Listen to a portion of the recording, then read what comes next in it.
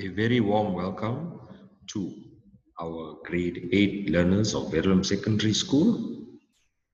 We welcome you to your life orientation lesson today. Now, boys and girls, you would have remembered that in our previous lesson, we had begun with the topic known as HIV and AIDS.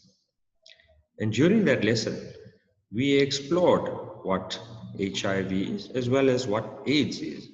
And HIV stands for the human immunodeficiency virus, and AIDS stands for the acquired immunodeficiency syndrome. And we have also come to a realization that HIV and AIDS affects something known as our immune system, and that there is no cure yet for HIV and AIDS.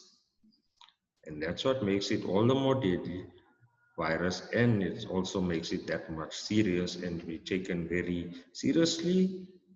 And also, we need to promote awareness regarding this virus. And boys and girls, we had also explored other avenues such as how HIV is contracted, as well as how HIV can be reduced regarding its transmission. And boys and girls, you are also required to read through the scenario below and answer the questions that follow. And this formed activity 1 of your resource pack. And is titled, HIV AIDS Still a Leading Cause of Death in Western Cape Youth. Also, this should also tell you once again how serious this disease is. So, moving on, boys and girls, onto page 2 of your resource pack. At the bottom, question 1.1 requires you to write out the following abbreviations in full. For 1.1.1, HIV, yes, as we know, it stands for the human immunodeficiency virus.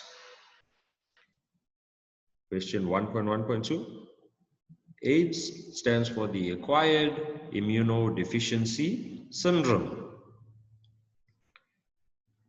Moving on to question 1.1.3. What does ARV stand for? ARV stands for antiretrovirals. Antiretrovirals, boys and girls, as we know, is medication that is taken by people living with HIV and AIDS. Yes, it is not a cure for HIV and AIDS, but it helps in assisting a person living with HIV and AIDS to live a longer life. Moving on to page 3 of your second life orientation resource pack. Question 1.2 asks us to explain why young South Africans are dying in Cape Town. And as you would go back to your passage, it will state that young South Africans are dying mainly from poverty and unemployment, as well as stigma, which affects them emotionally. Question 1.3 asks us to list 2 ways in which HIV can be contracted.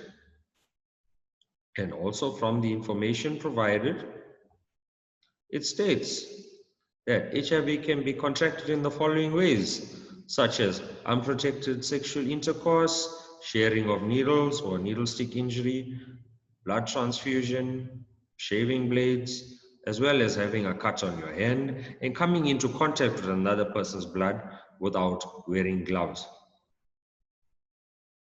Now, any 2 of these ways are acceptable as your answer.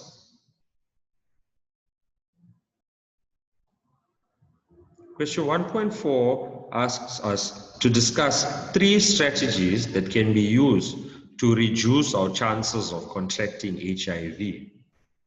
And also from the information provided, common strategies rather, have been listed to assist us in preventing ourselves from contracting HIV and AIDS, such as abstinence, and which refers to waiting until marriage to engage in sexual intercourse with your partner.